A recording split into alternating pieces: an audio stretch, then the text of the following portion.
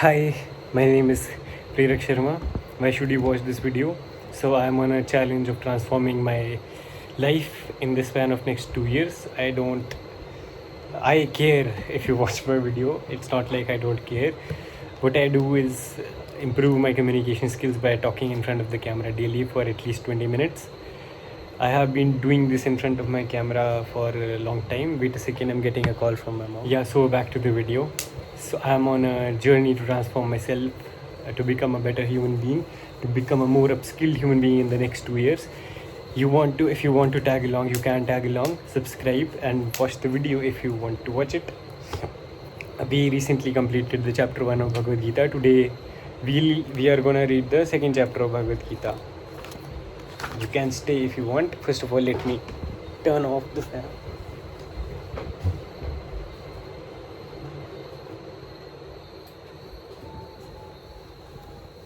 And now let's begin the chapter 2 of Gita today.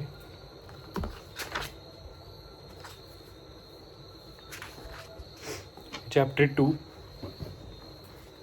Let me first make the angle a little bit better. I hope this works.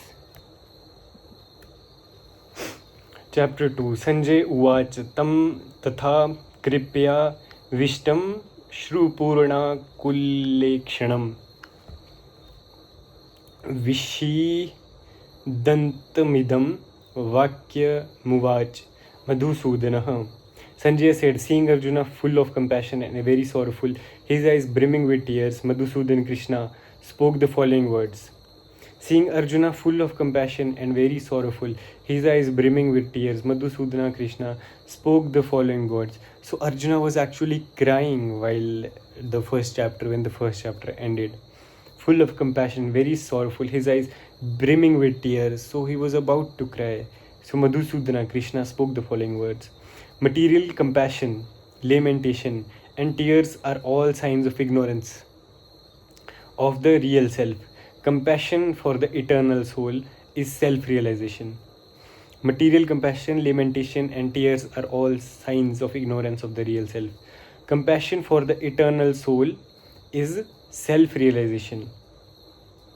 The word Madhusudan is significant in this verse. Lord Krishna killed the demon Madhu, and now Arjuna wanted Krishna to kill the demon of misunderstanding that had overtaken him in the discharge of his duty. No one knows where compassion should be applied. Compassion for the dress of a drowning man is senseless. No one knows where compassion should be applied. Compassion for the dress of a drowning man is senseless. A man fallen in the ocean of nescience cannot be saved simply by rescuing his outward dress, the gross material body. One who does not know this and laments for the outward dress is called a Sudra. Just give me a second. Yeah, so back to the thing. The word Madhusudana is significant in this verse. Lord Krishna killed the demon Madhu, and now Arjuna wanted Krishna to kill the demon of misunderstanding that had overtaken him in the discharge of his duty. No one knows where compassion should be applied. Compassion for the dress of a drowning man is senseless. A man fallen in the ocean of nescience cannot be saved simply by rescuing his outward dress, the gross material body. One who does not know this and laments for the outward dress is called a Shudra, or one who laments unnecessarily. Arjuna was a Kshatriya, and this conduct was not expected from him. Lord Krishna, however, can dissipate the lamentation of the ignorant man. Lord Krishna, however, can dissipate the lamentation of the ignorant man, and for this purpose the Bhagavad Gita was sung by him. This chapter instructs us in self-realization.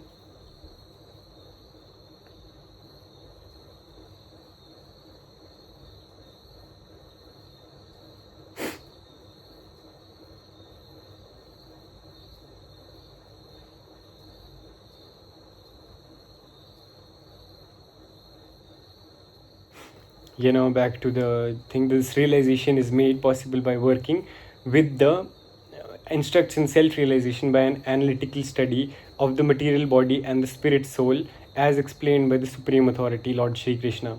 This realization is made possible by working with the fruitive being situated in the fixed conception of the real self.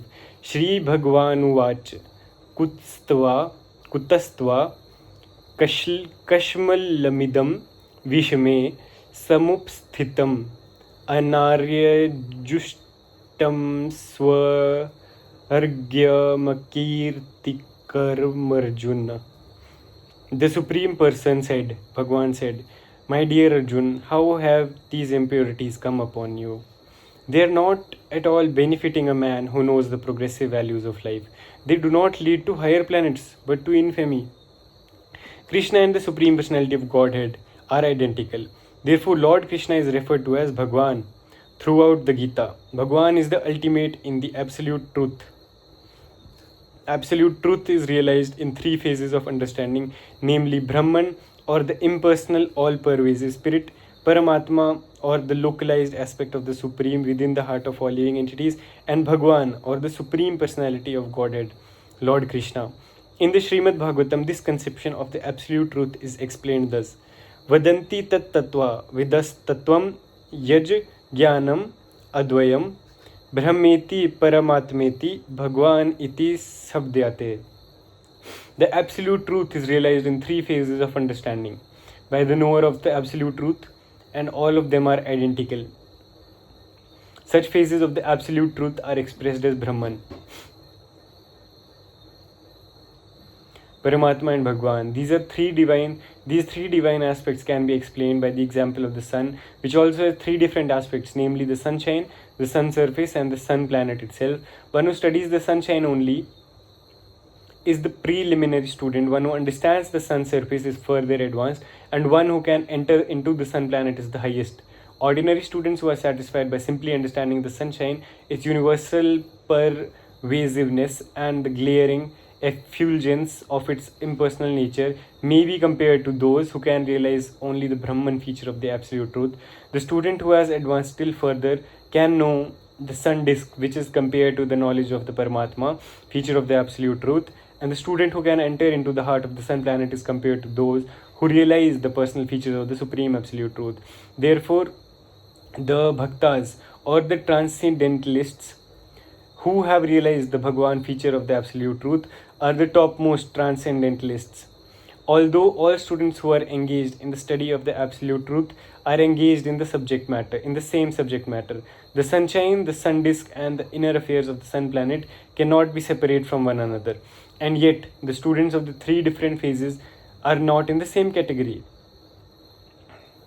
The Sanskrit word Bhagwan is explained by the great authority Parashar Muni, the father of Vyasadeva, the supreme personality who possesses all riches, all strength, all fame, all beauty, all knowledge, and all renunciation is called Bhagwan. So the meaning Bhagwan is given by Rishi Prashar, the Prashar lake which we have in Mandi, the closest to IIT Mandi. We have this temple, or we can say the lake, the place where Prashar Muni used to meditate. So Prashar Muni is the one, the father of Vyasadeva, who wrote Mahabharata. He gave the definition of Bhagwan as the supreme authority, supreme personality who possesses all riches, all strength, all fame, all beauty, all knowledge, and all renunciation is called Bhagwan. There are many persons who are very rich, very powerful, very beautiful, very famous, very learned, and very much detached, but no one can claim that he possesses all riches, all strength, etc. entirely. Only Krishna can claim this because he is the supreme personality of Godhead. No living entity, including Brahma, Lord Shiva, or Narayana, can possess opulences as full as Krishna. Therefore, it is concluded in the Brahma Samhita by Lord Brahma himself that Lord Krishna is the supreme personality of Godhead. No one is equal to or above him. He is the primeval Lord or Bhagwan, known as Govinda, and he is the supreme cause of all causes. Ishvara Parama Krishna Satchid Anand Vigraha Anadir Adir Govinda Sarva Karana Karanam. There are many personalities possessing the qualities of Bhagwan, but Krishna is the supreme because none can excel him. He is the supreme person and his body is eternal, full of knowledge and bliss. He is the primeval Lord Govinda and the cause of all causes. In the Bhagavatam also there is a list of many incarnations of the Supreme Personality of Godhead, but Krishna is described as the original personality of Godhead, from whom many incarnations and personalities of Godhead expand. In the Bhagavatam also, there is a list of many incarnations of the Supreme Personality of Godhead, but Krishna is described as the original personality of Godhead, from whom many, many incarnations and personalities of Godhead expand.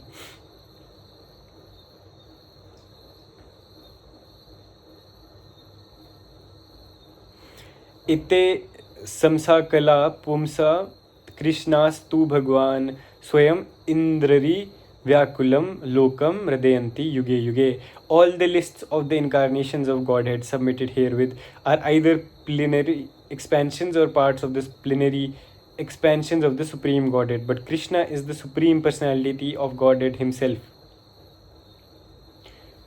Therefore, Krishna is the original Supreme Personality of Godhead, the Absolute Truth, the source of both the Super Soul and the impersonal Brahman. Therefore, Krishna is the original Supreme Personality of the Godhead, the Absolute Truth, the source of both the Super Soul and the impersonal Brahman.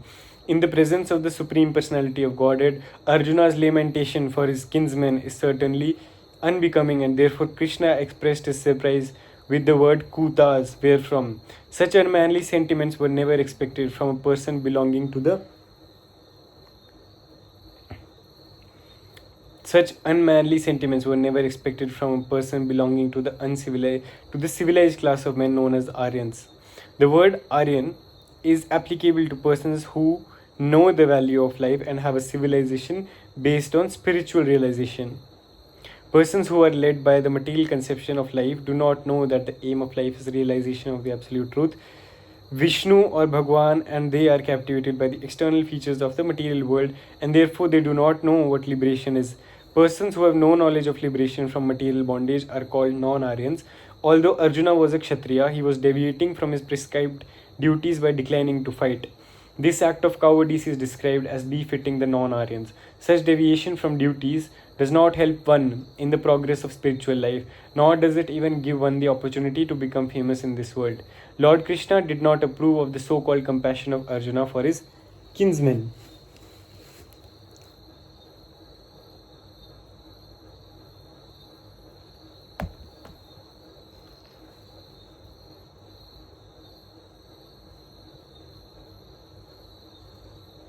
Such deviation from duty does not help one in the progress of spiritual life.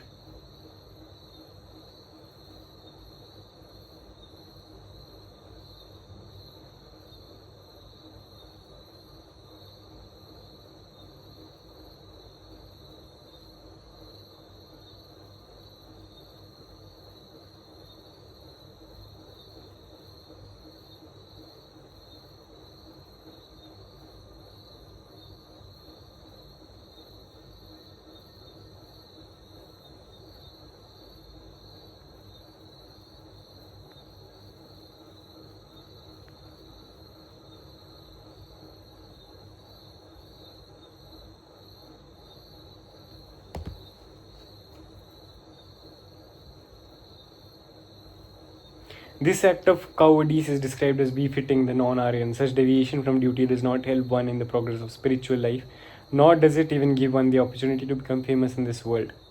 Lord Krishna did not approve of the so-called compassion of Arjuna for his kinsmen. Aryans. The word Aryan is applicable to the person who know the value of life and have a civilization based on spiritual realization. Krabyam ma क्लैब्यम मास्मगमः Partha नैतत्त्वे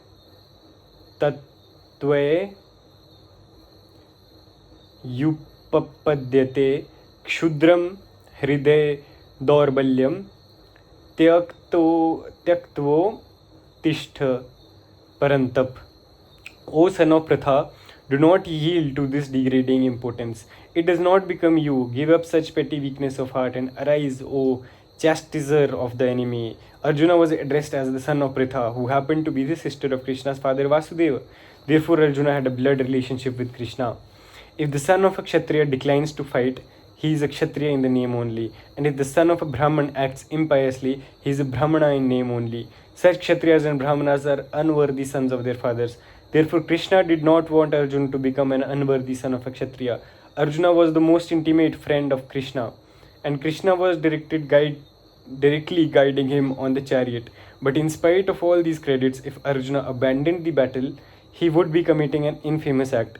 Therefore, Krishna said that such an attitude in Arjuna did not fit his personality. But in spite of all these credits, if Arjuna abandoned the battle, he would be committing an infamous act. Therefore, Krishna said that such an attitude in Arjuna did not fit his personality. Arjuna might argue that he would give up the battle on the grounds of his magnanimous attitude for the most respectable Bhishma and his relatives, but Krishna considered that sort of magnanimity not approved by authority. Therefore, such magnanimity or so called non violence should be given up by persons like Arjuna under the direct guidance of Krishna. Arjun उवाच कथम भीष्ममहं सांख्ये द्रोणं च Madhusudan इषुभिः प्रतियोत्स्यामि पूजार्हा Varisudan. Arjuna said, O killer of Madhu, how can I counterattack with arrows in battle men like Bhishma and Drona who are worthy of my worship? Respectable superiors like Bhishma, the grandfather, and Dronacharya, the teacher, are always worshipable. Even if they attack, they should not be counterattacked. It is the general etiquette that superiors are not to be offered even a verbal fight. Even if they are sometimes harsh in behavior, they should not be harshly treated. Then how is it possible for Arjuna to counterattack them? Would Krishna ever attack his own grandfather Ugrasen or his teacher Sandipani Muni? These were some of the arguments by Arjuna to Krishna. Guru nahatva hi mahanubhavan Shreyo bhoktum bhakshya mapih loke hatvarth kamastu guru nihav bhanjiya bhoganru dhir pradigdhan. It is better to live in this world by begging than to live at the cost of the lives of the great souls who are my teachers. Even though they are avaricious, they are nonetheless superiors. If they are killed, our spoils will be tainted with blood.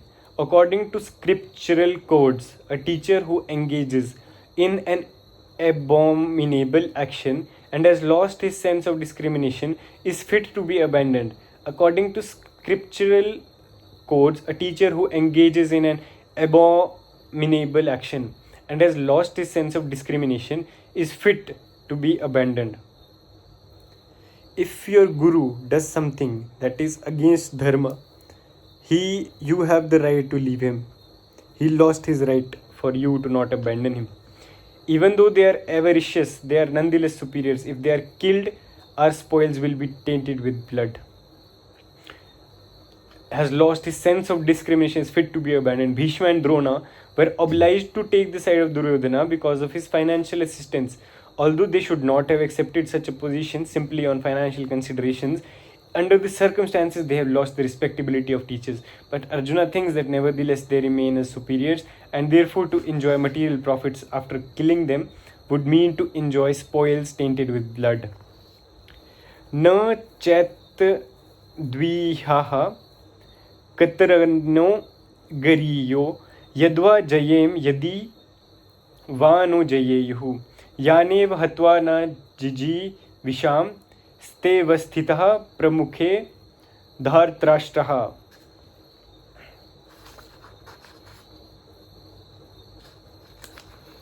Arjuna is giving strong arguments from his end to not fight the battle. Nor do we know which is better.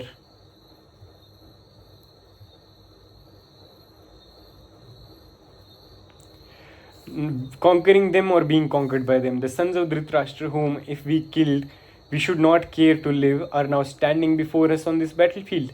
Arjuna did not know whether he should fight and risk unnecessarily violence, although fighting is the duty of the Kshatriyas, or whether he should refrain and live by begging. If he did not conquer the enemy, begging would be his only means of subsistence, nor was there certainty of victory because either side might emerge victorious. Even if victory awaited them and their cause was justified, still if the sons of Dhritarashtra died in battle, it would be very difficult to live in their absence. Under the circumstances, that would be another kind of defeat for them. All these considerations by Arjuna definitely prove that he was not only a great devotee of the Lord, but that he was also highly enlightened and had complete control over his mind and senses. His desire to live by begging, although he was born in the royal household, is another sign of detachment. He was truly virtuous, as these qualities combined with his faith in the words of instruction of Sri Krishna indicate. It is concluded that Arjuna was quite fit for liberation. Unless the senses are controlled, there is no chance of elevation to the platform of knowledge. It is concluded that Arjuna was quite fit for liberation. Unless the senses are controlled, there is no chance of elevation to the platform of knowledge, and without knowledge and devotion, there is no chance of liberation. Arjuna was competent in all these attributes over and above his enormous attributes in his material relationships. Karn कार्पण्य दोषोपहत्स्वभावः पृच्छामि त्वां धर्मसम्मूढचेतः यच्छ्रेयः स्यान्निश्चितं ब्रूहि तन्मे शिष्यस्तेऽहं शाधि मां त्वां प्रपन्नम्.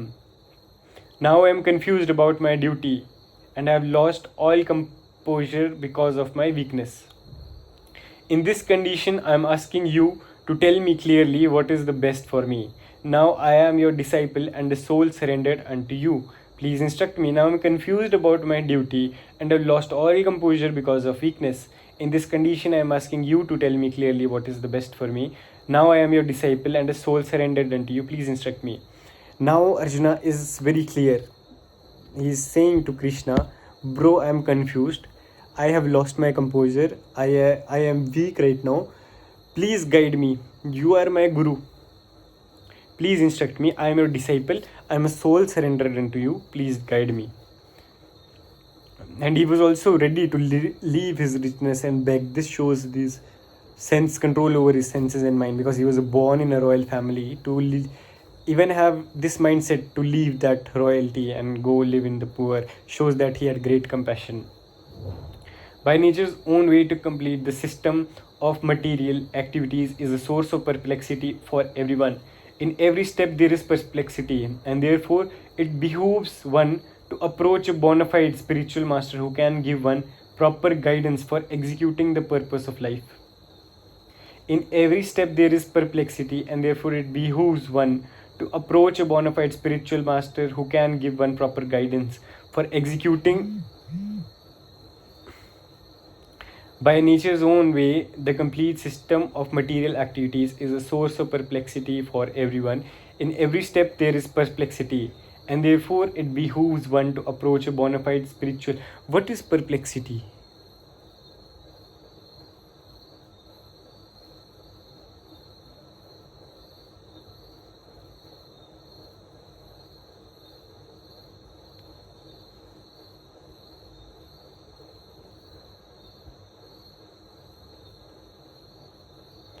Inability to deal with or understand something. Inability to deal with or understand something.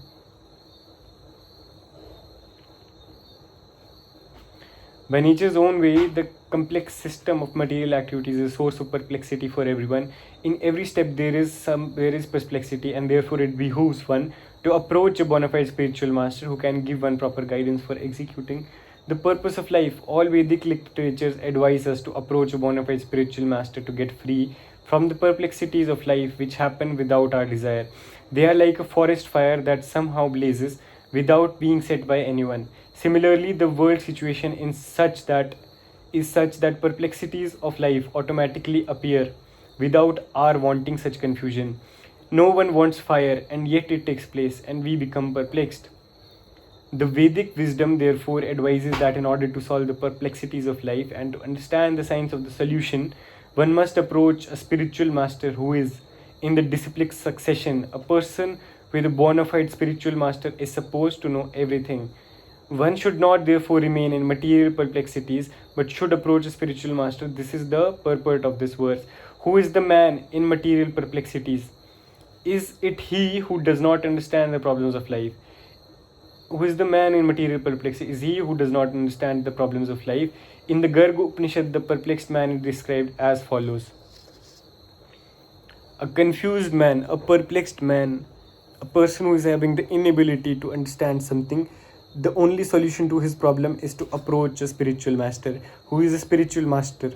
Who has the knowledge which he has, which is given down by disciplic succession. He is not a self-acclaimed guru. He has been given the knowledge by a succession. By a guru, he has been given down the knowledge. That is the guru which one should approach. And who is a perplexed man? Who is a confused man? Yo va etad aksharam gargi avidittvasmal lokat prati sakripanaha. He is a miserly man who does not solve the problems of life as a human, and who thus quits this world like the cats and dogs. He is a miserly man who does not solve the problems of life as a human, and who thus quits this world like the cats and dogs without understanding the science of self realization. He is a miserly man who does not solve the problems of life as a human, and who thus quits this world like cats and dogs without understanding the science of self realization. This human form of life is the most valuable asset for the living entity who can utilize it for solving the problems of life. Therefore, one who does not utilize this opportunity properly is a miser. On the other hand, there is the Brahman, or he who is intelligent enough to utilize this body to solve all the problems of life. The Kripanas, or miserly persons, waste their time in being overly affectionate for families, society, country, etc. Overly affectionate in the material conception of life. One is often attached to family life, namely to wife, children, and other members, on the basis of skin disease. The Kripan thinks that he is able to protect his family members from death, or the Kripan thinks that his family or society can save him from the verge of death. Such family attachment can be found even in the lower animals who take care of the children also. Being intelligent, Arjuna could understand that his affection for family members and his wish to protect them from death were the causes of his perplexities. Arjuna could understand his affection for family members and his wish to protect them from death were the causes of his perplexities. Although he could understand that his duty to fight was awaiting him still on account of miserly weakness, he could not discharge the duties. Although he could understand that his duty was to fight was awaiting him still on account of miserly weakness, he could not discharge the duties. He is therefore asking Lord Krishna, the supreme spiritual master, to make a definite solution. He offers himself to Krishna as a disciple. He wants to stop friendly talks. Talks between the master and the disciple are serious, and now Arjuna wants to talk very seriously before the recognized spiritual master. Krishna is therefore the original spiritual master of the science of Bhagavad Gita, and Arjuna is the first disciple for understanding the Gita. How Arjuna understands the Bhagavad Gita is stated in the Gita itself. He wants to stop friendly talks. Talks between the master and the disciple are serious, and now Arjuna wants to talk very seriously before the recognized spiritual master. He wants to stop friendly talks. Talks between the master and the disciple are serious, and now Arjuna wants to talk very seriously before the recognized spiritual master. Krishna is therefore the original spiritual master of the science of the Gita. How Arjuna understands the Bhagavad Gita is stated in the Gita itself, and yet foolish mundane scholars explain that one need not submit to Krishna as a person, but to the unborn without Krishna. There is no difference between Krishna's within and without, and one who has no sense of this understanding is the greatest fool in trying to understand Bhagavad Gita.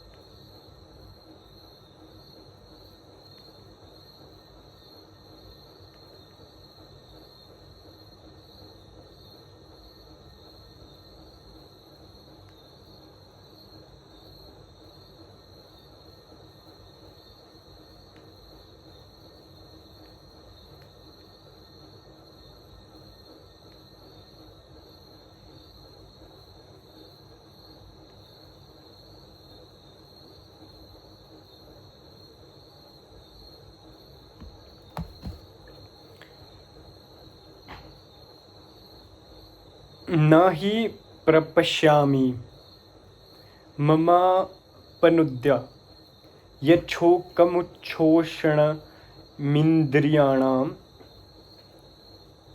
अवाप्य भूमावस्पत्तन्मृदं राज्यं सुराणामपि चाधिपत्यम्.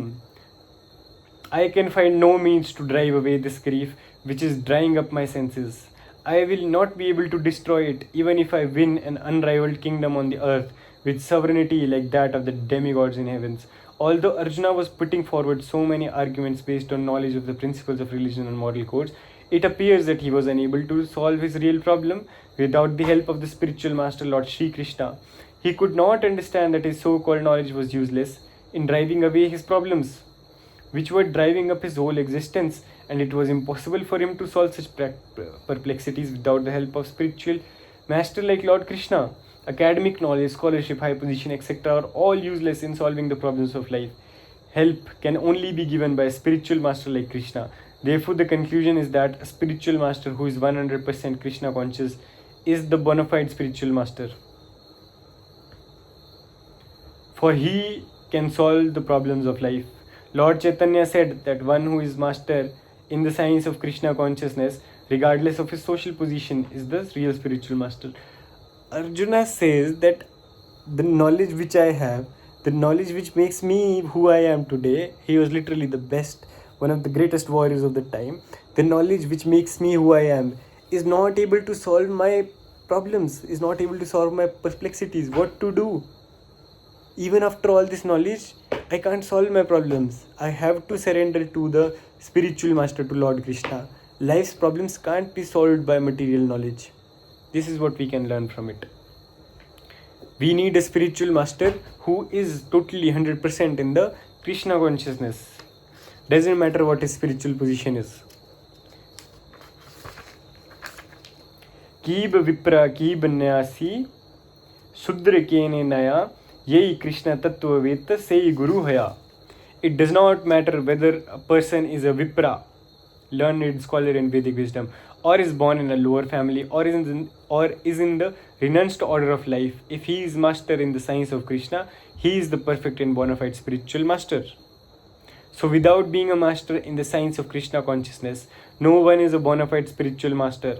It is also said in Vedic literature, Sat karma nipuno vipro mantra tantra vishardah avaisnavo gurur na syad vaishnavah sopacho guru.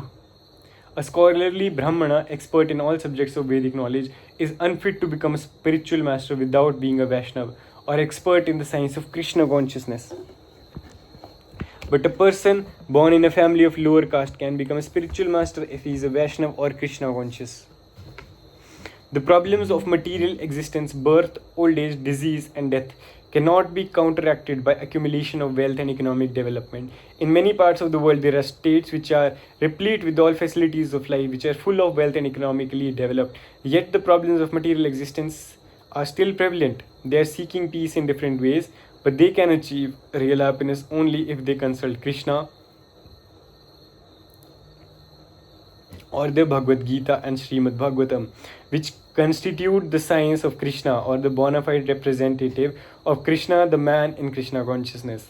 If economic development and material comforts could drive away one's lamentations for family, social, national, or international inebrities, if economic development and material comforts could drive away one's lamentations for family, social, national, or international inebrities, then Arjuna would not have said that even an unrivaled kingdom on earth or supremacy like that of the demigods in the heavenly planets would not be able to drive away his lamentation.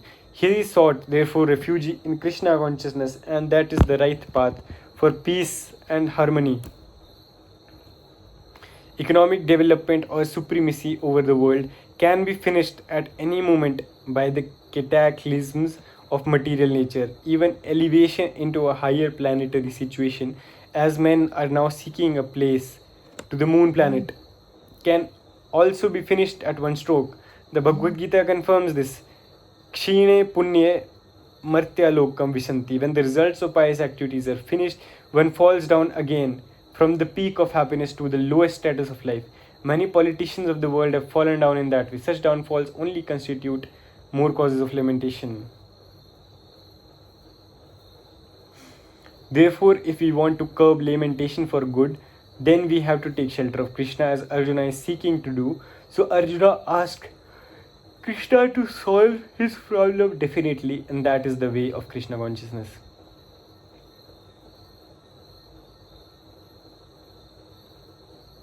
To solve all your problems for good, you have to take shelter of Krishna. Take shelter of the spiritual master. Sanjay Uwach Eva Muktva Rishikesham Gudakesha Parantapah Nayotsaya Iti Govind Muktva Tushnim Babhuvaha. Sanjaya said, having spoken thus, Arjuna, chastiser of enemies, told Krishna, Govinda, I shall not fight, and fell silent. Dhritarashtra must have been very glad to understand that Arjuna was not going to fight and was instead leaving the battlefield for the begging profession. But Sanjaya disappointed him again in relating that Arjuna was competent to kill his enemies, Parantafaha. Although Arjuna was for time being overwhelmed with false grief due to family affection, he surrendered unto Krishna, the supreme spiritual master, as a disciple. This indicated that he would soon be free from the false lamentation resulting from family affection and would be enlightened with perfect knowledge of self-realization or Krishna consciousness and would then surely fight. Thus Dhritarashtra's joy would be frustrated since Arjuna would be enlightened by Krishna and would fight to the end. तमुवाच ऋषिकेश प्रहसन्नीव भारत सेनयोरुभयोर्मध्ये विषिदन्तमिदं वचः. O descendant of Bharat, at that time Krishna, smiling in the midst of both the armies, spoke the following words to the grief-stricken Arjuna. The talk was going on between intimate friends, namely the Rishikesha and the Gudaseka. Time of Krishna, smiling in the midst of both armies, spoke the following words to the grief-stricken Arjuna. The talk was going on between intimate friends, namely the Rishikesha and the Gudaseka. As friends, both of them were on the same level, but one of them voluntarily became a student of the other. Krishna was smiling because a friend had chosen to become a disciple. As Lord of all, he is always in the superior position as the master of everyone. And yet the Lord accepts one who wishes to be a friend, a son, a lover, or a devotee, or who wants him in such a role. But when he was accepted as the master, he at once assumed the role and talked with the disciple like the master, with gravity as it is required. It appears that the talk between the master and the disciple was openly exchanged in the presence of both armies, so that all were benefited. So the talks of Bhagavad Gita are not for any particular person, society, or community, but they are for all friends and enemies or enemies are equally entitled to hear them. Shri Bhagwan Vach Ashochan Nanvashocastvam Pragyavadanshva Bhashase Gata Sunagtansush Nanushochanti Panditaha. The blessed Lord said while speaking learned words, you are mourning for what is not worthy of grief. While speaking learned words, you are mourning for what is not worthy of grief. Those who are wise lament neither for the living nor the dead. Although you are speaking learned like a learned man, but you are mourning for what is not worth grief. You are crying for that thing which is not worth crying for. Those who are wise lament neither the living nor the dead. The Lord at once took the position of the teacher and chastised the student, calling him indirectly a fool. The Lord said, why you are talking like a learned man, but you do not know that one who is learned, one who knows what is body and what is soul, does not lament for any stage of the body, neither in the living nor in the dead condition. As it will be explained in later chapters, it will be clear that knowledge means to know matter and spirit and the controller of both.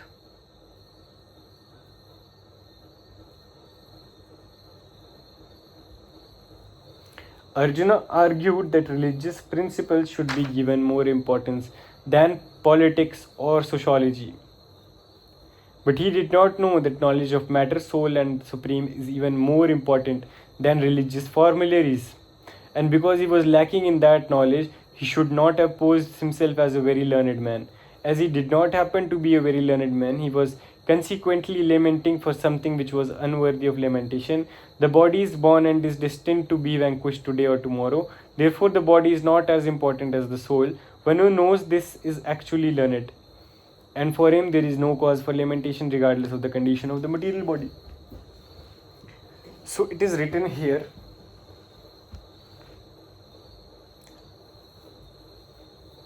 So it is written here that Arjuna, although was very great in the knowledge which he had, the life which he was leading was religiously well, knowledgeably he was good, but still the thing he was missing was spiritual knowledge, and spiritual knowledge is what makes a man learn it, nothing else.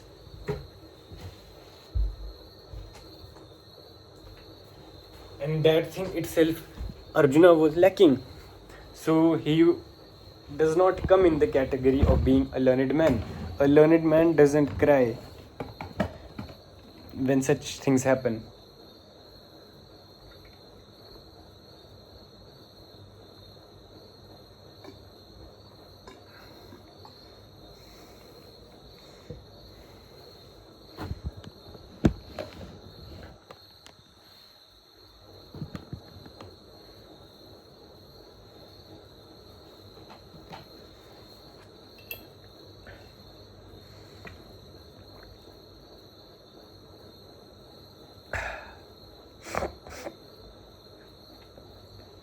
Just a little question, although I know its answer, but sir, can you please help me with it?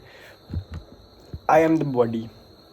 I am not the body. I am not the mind. I am soul. Although I don't have the realization of it, I have the knowledge. I have little bit of realization, but I don't know if the knowledge level at the spiritual level, spiritual realm, is quantified by little realization or more realization. I know that I am not the body, but still, let's say if my close one dies, I will still feel bad, sir, although I know that this was meant to be. I have had many parents in the past times, but considering the things that they have done for me and the attachment that I have for them, I will still cry. This body will cry itself. Even if I stay at a distance, I would want to be involved in this body, because the all the efforts which he did for me are worth crying for. And even if I consider it with respect to Krishna, whatever he is doing for me, all of it is worth crying for, and it is worth crying for eternity. For our parents, even we would cry for a little month, over a month, and after that we forget. But for Krishna, who is doing so much, we would cry for eternity. So sir, what is your take on this? And you went through such a situation recently, so how did you come out of it, or how was your going through this period? Continuing, text 12. न त्वेवाहं जातु नासं न त्वं नेमे जनाधिपः न चैव न भविष्यामः सर्वे वयमतः परम्. Never was there a time when I did not exist, nor you, nor all these kings, nor in the future shall any of us cease to be. In the Vedas, in the Katha Upanishad, as well as in the Shvetasvatara Upanishad, it is said that the Supreme Personality of Godhead is the maintainer of innumerable living entities in terms of their different situations according to individual work and reactions of work. The Supreme Personality of Godhead is also by his plenary portions alive in the heart of every living entity. Only saintly persons who can see within and without the same Supreme Lord can actually attain to the eternal peace.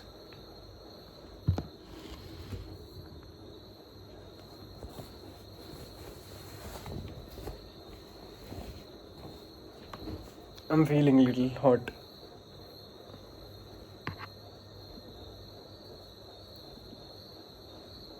New thumbnail picture. Now I'm feeling cold. I don't know what this weather is. I'm not able to completely heal. Nityo nityanam chetananam eko bahunam yo vidadati kaman tam atmastham ye nupasyanti dhiras tesam santi sashwati natarisam. The same Vedic truth given to Arjuna is given to all persons in the world who pose themselves as very learned, but factually have but a poor fund of knowledge. The Lord says clearly that he himself,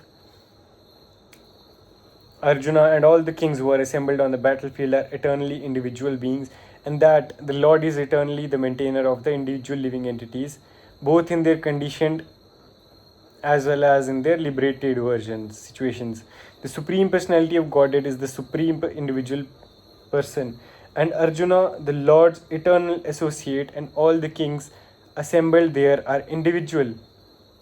The Supreme Personality of Godhead is the Supreme Individual Person, and Arjuna, the Lord's eternal associate, and all the kings assembled there are individual.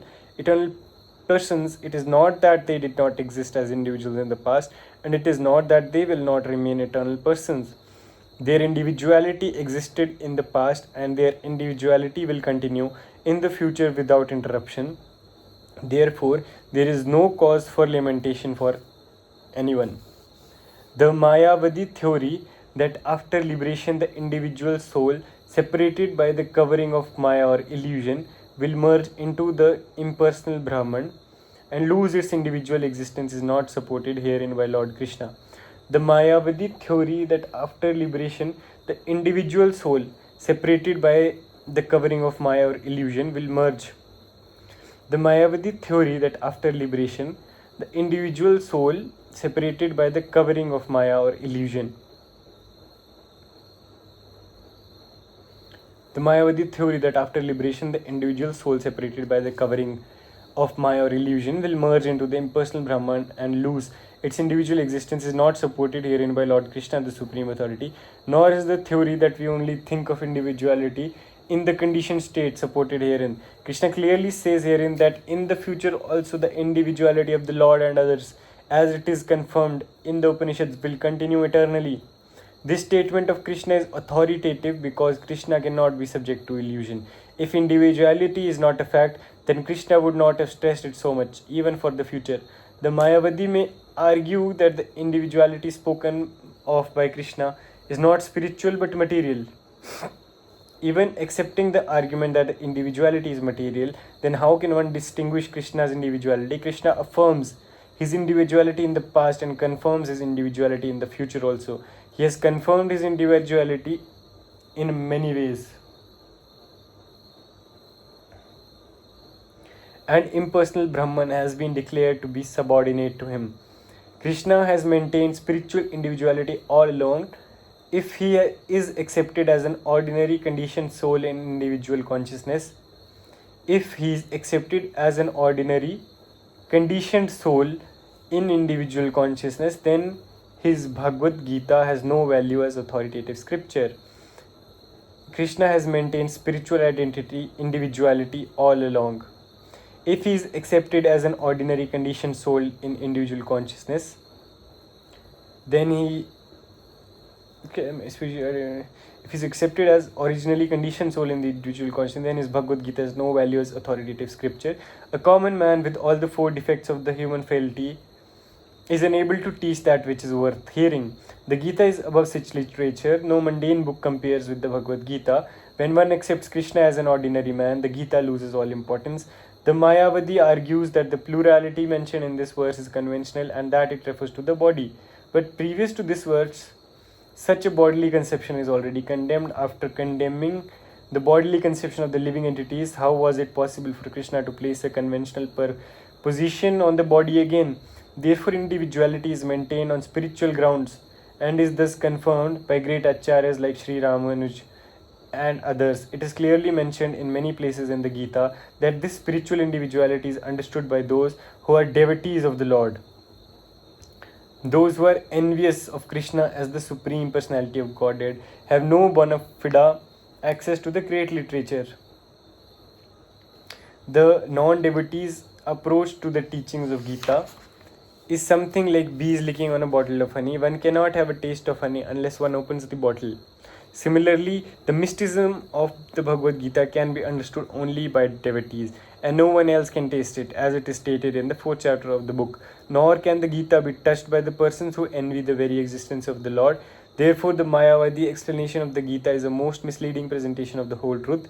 Lord Chaitanya has forbidden us to read commentations made by the Mayavadis and warns that one who takes to such an understanding of the Mayavadi philosophy loses all power to understand the real mystery of the Gita. If individuality refers to the empirical universe, then there is no need of teaching by the Lord. If individuality refers to the empirical universe, then there is no need of teaching by the Lord. If individuality refers to the empirical universe, then there is no need of teaching by the Lord. The plurality of the individual soul and of the Lord is an eternal fact, and it is confirmed by the Vedas as above mentioned. If individuality refers to the empirical universe, then there is no need of teaching by the Lord. If individuality refers to the empirical universe, then there is no need of teaching by the Lord. The plurality of the individual soul and of the Lord is an eternal fact, and it is confirmed by the Vedas as above mentioned. So, in these verses, it is mainly a fight between what interpretation is true or not. Should Krishna be considered as an individual or the supreme? What is the body and what is the mind? What should be considered or not? Dehi no स्मिन्यथा देहे कौमारम यौवनम जरा तथा देहांतर प्राप्तिर्धीरस्तत्र न मोहयति. As the embodied soul continually passes in this body from boyhood to youth to old age, the soul similarly passes into another body at death. The self-realized soul is not bewildered by such a change. As the embodied soul continually passes in this body from boyhood to youth to old age, the soul similarly passes into another body at death. The self-realized soul is not bewildered by such a change. Since every living entity देहे नोस्मिन्यथा देहे कौमारम यौवनम जरा तथा देहांतर प्राप्तिर्धीरस्तत्र न मुह्यति. Since every living entity is an individual soul, each is changing his body every moment, manifesting sometimes as a child, sometimes as a youth, and sometimes as an old man. Yet the same spirit soul is there and does not undergo any change. This individual soul finally changes the body at death and transmigrates to another body. And since it is sure to have another body in the next birth, either material or spiritual, there was no cause for lamentation by Arjuna on account of death. And since it is sure to have another body in the next birth, either material or spiritual, there was no cause of lamentation by Arjuna on account of death, neither for Bhishma or for Drona, for whom he was so much concerned. Rather, he should rejoice for their changing bodies from old to new ones, thereby rejuvenating their energy. Such changes of body account for varieties of enjoyment or suffering according to one's work in life. So Bhishma and Drona, being noble souls, were surely going to have either spiritual bodies in the next life, or at least life in heavenly bodies for superior enjoyment of material existence. So in either case, there was no cause of lamentation. Any man who has perfect knowledge of the constitution of the individual soul, the super soul and nature, both material and spiritual, is called a dhira, or a most sober man. Such a man is never deluded by the change of bodies. The Mayavadi theory of oneness of the spirit soul cannot be entertained on the ground that spirit soul cannot be cut into pieces as a fragmental portion. Such cutting into different individual souls would make the supreme cleavable or changeable against the principle of the supreme soul being unchangeable. As confirmed in the Geeta, the fragmental portions of the supreme exist eternally and are called kshara, that is, they have a tendency to fall down into material nature. These fragmental portions are eternally so, and even after liberation, the individual soul remains the same, fragmental, but once liberated, he lives an eternal life in bliss and knowledge. With the personality of Godhead, the theory of reflection can be applied to the super soul who is present in each and every individual body and is known as the Paramatma, who is different from the individual living entity. When the sky is reflected in water, the reflections represent both the sun and the moon and the stars also. The stars can be compared to the living entities and the sun or the moon to the Supreme Lord. The individual fragmental spirit soul is represented by Arjuna, and the Supreme Soul is the personality of God, Shri Krishna. They are not on the same level, as it will be apparent in the beginning of the 4th chapter. If Arjuna is on the same level with Krishna, and Krishna is not superior to Arjuna, then their relationship of instructor and instructed becomes meaningless. In both of them are deluded by the illusory energy. Then there is no need of one being the instructor and the other the instructed. Such instruction would be useless, because in the clutches of Maya, no one can be an authoritative instructor. Under the circumstances, it is admitted that Lord Krishna is the Supreme Lord, superior in position to the living entity. Arjuna, who is forgettable, soul deluded by Maya. Matra sparshastu kaunteya शीतोष्ण सुखदुःखदा आगमापायिनो नित्यास्तांस्तितिक्षस्व Bharat. O son of Kunti, the non-permanent appearance of happiness and distress, and their disappearance in due course are like the appearance and appearance of winter and summer season. Disappearance of winter and summer season. They arise from sense perception, O scion of Bharat, and one must learn to tolerate them without being disturbed. In the proper discharge of duty, one has to learn to tolerate non-permanent appearances and disappearances of happiness and distress. According to Vedic injunction, one has to take his bath early in the morning, even during the month of Magh. It is very cold at that time, but in spite of that, a man who abides by the religious principle does not hesitate to take his bath. Similarly, a woman does not hesitate to cook in the kitchen in the months of May and June, the hottest part of the summer season. One who has to execute his duty in spite of climatic inconveniences. Similarly, to fight is the religious principle of the Kshatriyas, and although one has to fight with some friend or relative, one should not deviate from his prescribed duty. One has to follow the prescribed rules and regulations of religious principles in order to rise up to the platform of knowledge, because by knowledge and devotion only one can liberate himself from the clutches of Maya. The two different names of address given given to Arjuna are also significant. To address him as Kaunteya signifies his great blood relations from his mother's side, and to address him as Bharat signifies his greatness from his father's side. From both sides, he is supposed to have a great heritage. A great heritage brings responsibility in the matter of proper discharge of duty, therefore, he cannot avoid fighting. So, Krishna says that similarly, as a person who is into religious practices doesn't care what month it is, even if it's the coldness of January or December, he bathes early in the morning, he wakes up early in the morning, doesn't matter what the weather is. Similarly, a woman whose duty is to cook during the great heat of June and July, she doesn't care how hot it is, she fulfills her duty by cooking the food. Similarly, you being a Kshatriya, doesn't matter who the opponent is in front of you, you have to fight. Doesn't matter if they are Drona or anyone, it is your duty to fight. And you are also the son of Kunti, the great motherly blood relations, and you are also coming from the side of Bharat.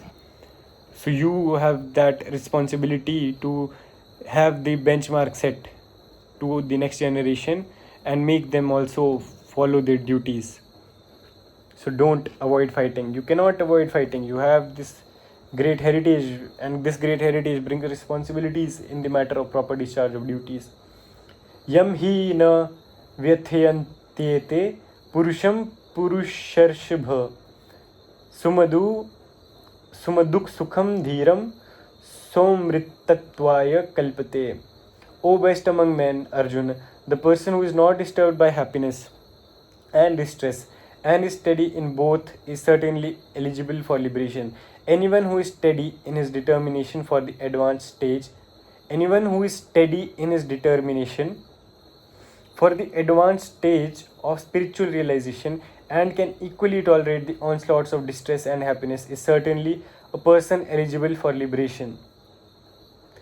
Anyone who is steady in his determination for the advanced stage of spiritual realization can equally tolerate the onslaughts of distress and happiness is certainly a person eligible for liberation. In the Varnashrama institution, the fourth stage of life, namely the renounced order, sannyas is a painstaking situation.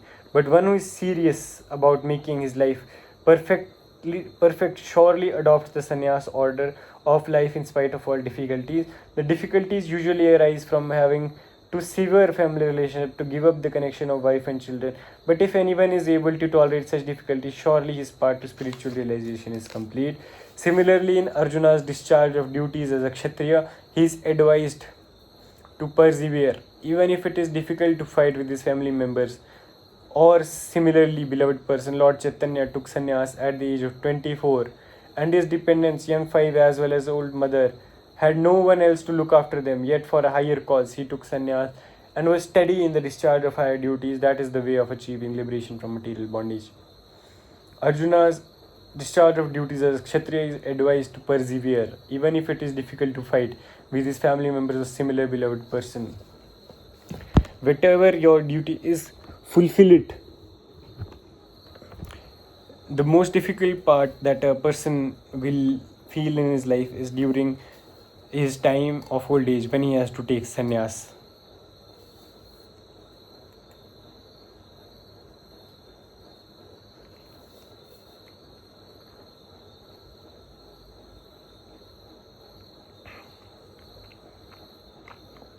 Because what happens before taking sannyas, one has developed strong relations with their families, their friends, and to leave all of this and body not being capable of standing alone, it becomes the hardest task. But to achieve the higher path, you have to take the hardest path. Similarly, Arjuna, even if he has to fight his relatives in the fight, it is his dharma as a kshatriya to fight. Doesn't matter who the opponent is in front of him. Even if he's feeling bad, persevere that feeling and fight. Lord Chaitanya at the age of 24 took sannyas and went, leaving his mother behind, his wife behind. Although they didn't have any means to survive without him, but still he left. He took sannyas for a higher cause. This is the way.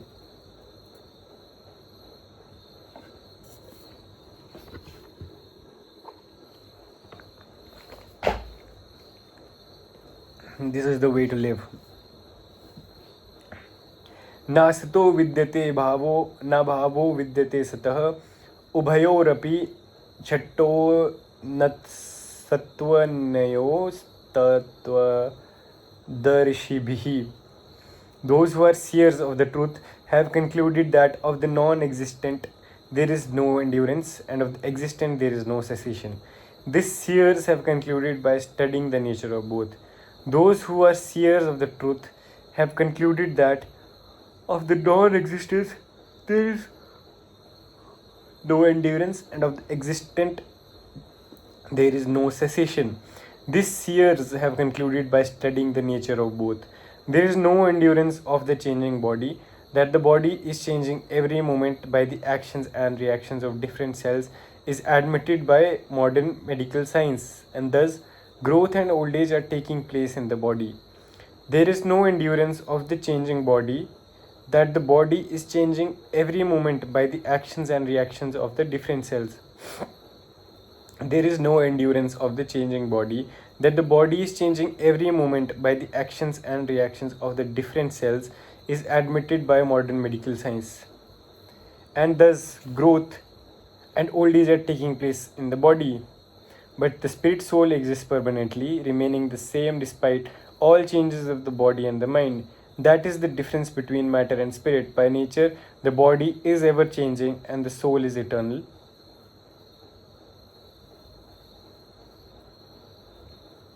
This conclusion is established by all classes of seers of the truth, both impersonalist and personalist.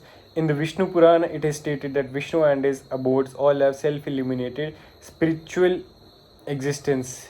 Jyotimsi Vishnur Bhavanani Vishnu. The words existent and non-existent refers only to spirit and matter. The words existent and non-existent refer only to spirit and matter. That is the version of all seers of truth. This is the beginning of the instruction by the Lord to the living entities who are bewildered by the influence of ignorance.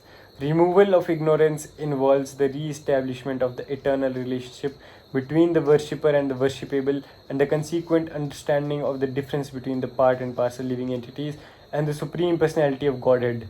This is the beginning of the instruction by the Lord to the living entities who are bewildered by the influence of ignorance. This is the beginning of the instruction by the Lord to the living entities who are bewildered by the influence of ignorance. Removal of ignorance involves the re-establishment of the eternal relationship between the worshipper and the worshipable, and the consequent understanding of the difference between the part and parcel living entities and the Supreme Personality of Godhead. One can understand the nature of the Supreme by thorough study of oneself. The difference between oneself and the Supreme being understood as the relationship between the part and the whole. One can understand the nature of the Supreme by thorough study to oneself. The study between oneself and the Supreme being understood as the relationship between the part and the whole. In the Vedanta, one can understand nature by thorough study of oneself. The difference between oneself and the Supreme being understood as the relationship between the part and the whole. In the Vedanta Sutras as well as in the Srimad Bhagavatam, the Supreme has been accepted as the origin of all emanations. Such emanations are experienced by superior and inferior natural sequences. The living entities belong to the superior nature, as it will be revealed in the 7th chapter. Although there is no difference between the energy and the energetic is accepted as the supreme and the energy or nature is accepted as the subordinate. The living entities therefore are always subordinate to the Supreme Lord, as in the case of the master and the servant, or the teacher and the taught. Such clear knowledge is impossible to understand under the spell of ignorance. And to drive away such ignorance, the Lord teaches the Bhagavad Gita for the enlightenment of all living entities for all time. So the first step which Krishna feels is important for anyone to know is the nature of myself and the nature of God itself. One should know that he or she is not the body, they are not the mind, they are the soul, they are the part and parcels of the Supreme. They are not this body, so lamenting is of no use. Just do your duties, be devoted to Krishna, and that's it.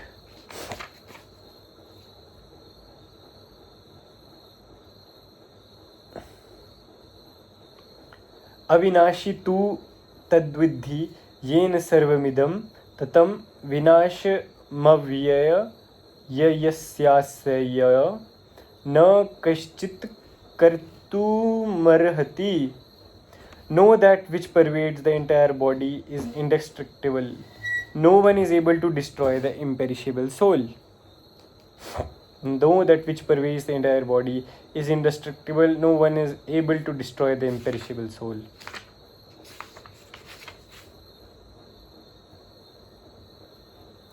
This verse more clearly explains the real nature of the soul, which is spread all over the body. Anyone who can understand what is spread all over the body, it is consciousness. This verse more clearly explains the real nature of the soul, which is spread all over the body. Anyone can understand what is spread all over the body, it is consciousness. Everyone is conscious of the pains and pleasures of the body, in part or as a whole. This spreading of consciousness is limited within one's own body. This verse more clearly explains the real nature of the soul, which is spread all over the body. More clearly explains the real nature of the soul, which is spread all over the body.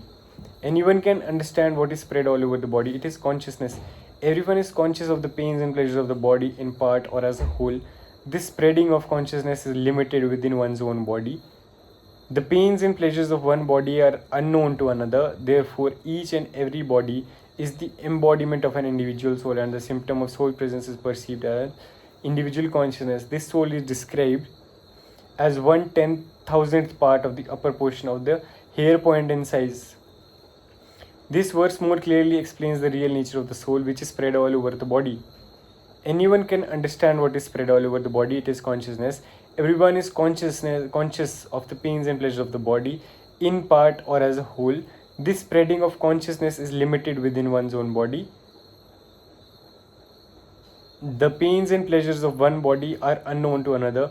Therefore, each and every body is the embodiment of an individual soul, and the symptom of the soul's presence is perceived as individual consciousness. This soul is described as 1/10,000th part of the upper portion of the hair point in size. The Shvetasvatara Upanishad confirms this. Balagra Sata Bhagasya Satad Kalpitsaya Sa Bhago Jiva Sa Vijneya Sa Sanatyaya Kalpate. When the upper point of a hair is divided into 100 parts, and again each of such parts is divided into 100 parts, each part is the measurement of the dimension of the spirit soul. Similarly, in the Bhagavatam, the same version is stated, Ke Shagra Sata Bhagasya Satam Sa Sadras Satmaka Jiva Sukshma Swarupayam Sankhyatito Hi Chitkana. There are innumerable particles of spiritual atoms which are measured as 1/10,000th of the upper portion of the hair. There are innumerable particles of the spiritual atoms, which are measured as 1/10,000 of the upper portion of the hair. Therefore, the individual particle of spirit soul is a spiritual atom, smaller than the material atoms, and such atoms are innumerable. This very small spiritual spark is the basic principle of the material body, and the influence of such a spiritual spark is spread all over the body, as the influence of the active principle of some medicine spreads throughout this body. This current of the spirit soul is felt all over the body as consciousness, and that is the proof of the presence of the soul. Any layman can understand that the material body minus consciousness is a dead body, and this consciousness cannot be revived in the body by any means of material administration. Therefore, consciousness is not due to any amount of material combination, but to the spirit soul. In the Mundak Upanishad, the measurement of the atomic soul is further explained. Esho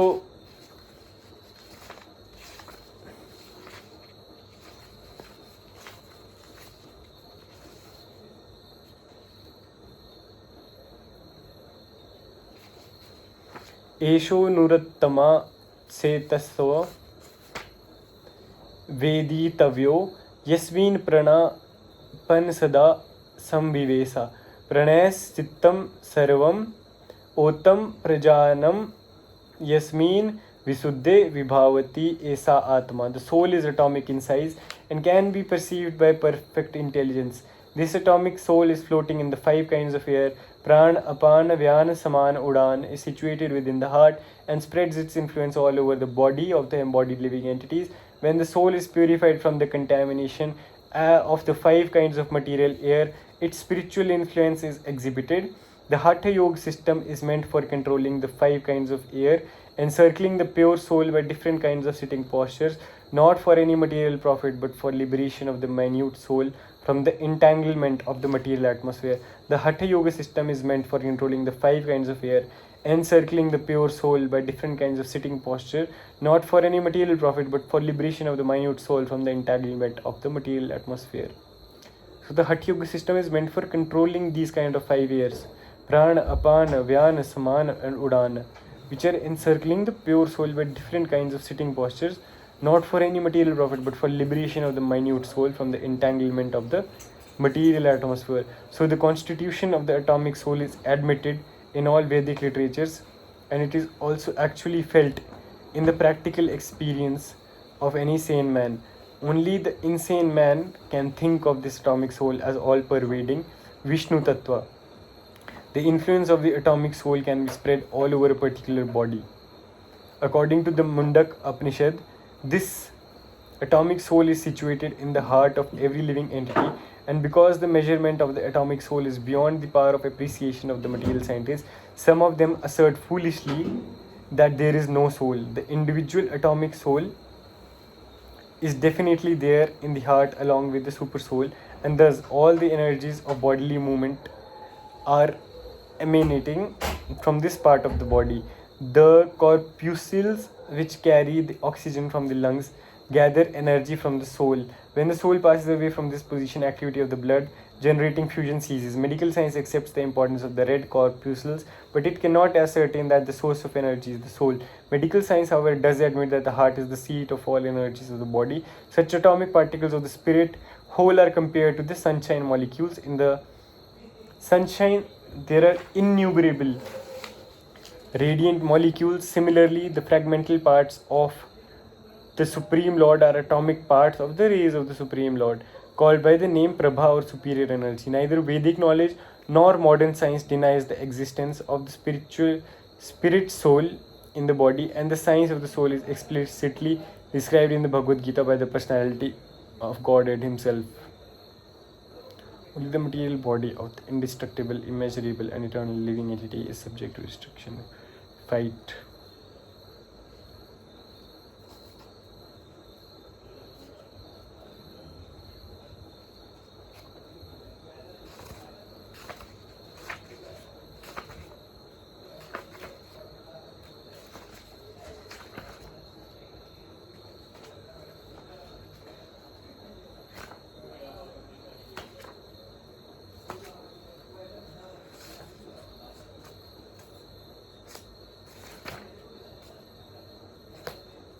20 pages.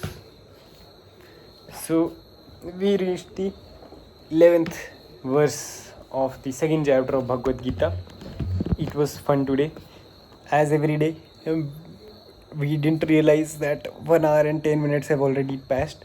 This is the beauty of Bhagavad Gita. Let's see where this takes me. And it was great experience knowing more about myself. If I know more about myself, I'll be able to greatly manage people.